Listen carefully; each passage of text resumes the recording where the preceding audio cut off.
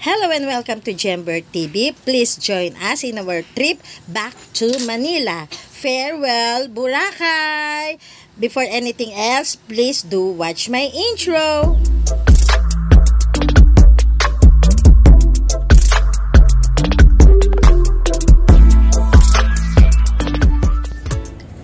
Hello everyone! Right now, we are inside the air-conditioned bus dito po sa Katiklan Airport Tarmac. Medyo meron daw pong air traffic sa Manila kaya na-delay po ang aming flight in going back to Manila. At dito po kami ngayon sa tarmac ng Katiklan at naghihintay po kami sa boarding. Ayan po yung airplane. Dalawang bus po kami naghihintay dito at ang sasakyan namin ay yun pong airplane na yun na katabi rin ng bus. Loading na po sila ng mga luggages namin. So para hindi mainip, syempre ang inyong vlogger ay nagpo-post ng mga My Day at Reels sa aking social media. Kung tatanungin nyo naman po ako regarding sa rating or sa scale ng 1 to 10 ng pagstay namin dito sa Boracay, I will say it's 9. Kasi po excellent po sa aming pamilya.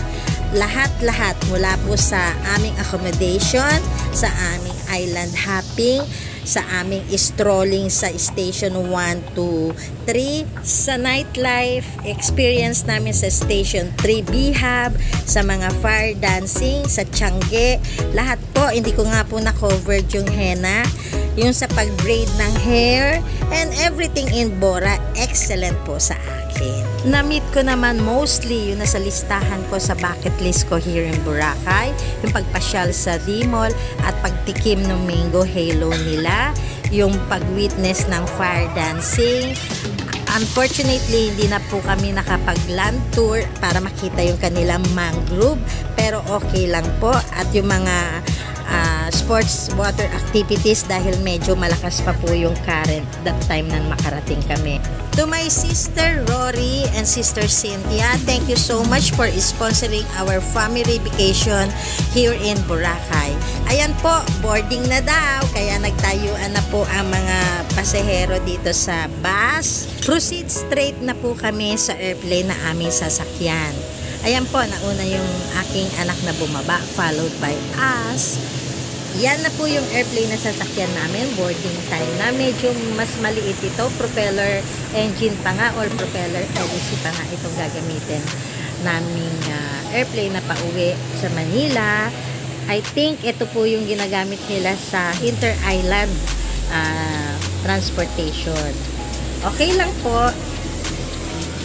Ayan. As you can see, yung vlogger kumukuha ng video clip for my reels and my day. Kaya, see you later!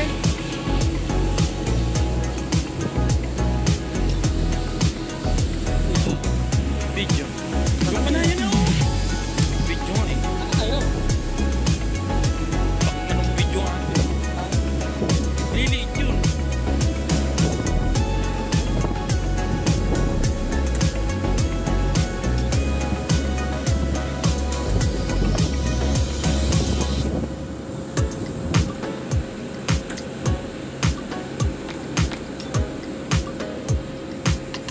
Sakit yan. Eh palo.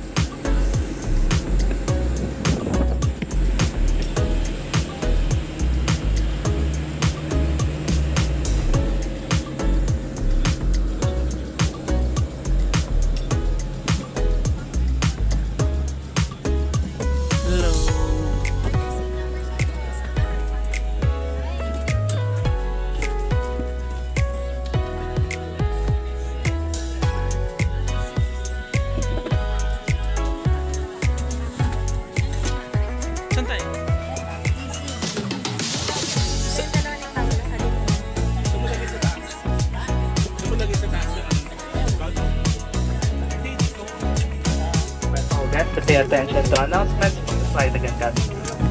Your usual patience, full cooperation, and compliance are highly appreciated. And please do not hesitate to call on the attention of our cabin crew should require further assistance, and passengers. And for additional information again, due to air traffic management system in Manila, we are advised by the air traffic control for our departure clearance time to be at After 1 hour, ayan po, medyo madilim na. Inabutan na kami ng gabi sa ere. At ang ganda po sa taas ng mga lights ng Metro Manila. Ayan. So, maya-maya po, magta-touchdown na tayo sa Terminal 4 or Manila Domestic Airport. So, see you later.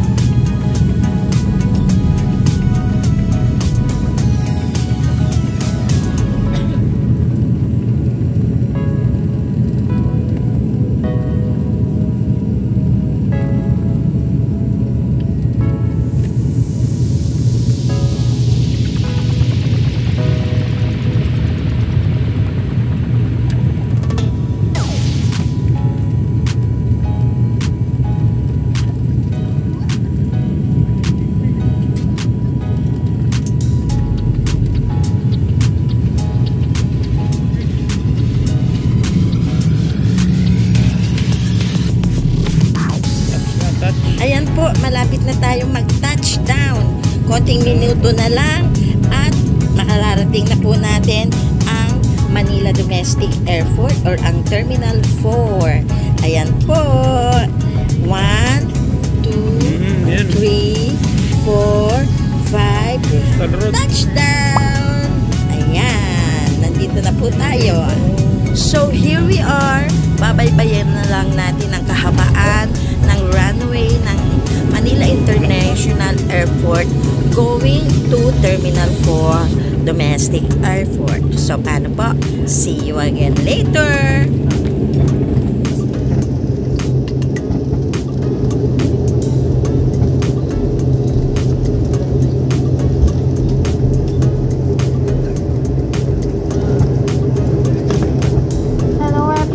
SEBCO welcomes you to Ninoy Aquino International Airport.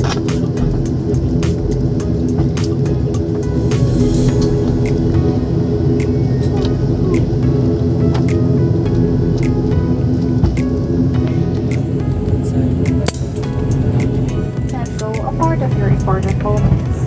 It was truly a pleasure having you all on board, and we do hope to fly you to more fun in the future. Once again, thank you everyone for flying SEBCO.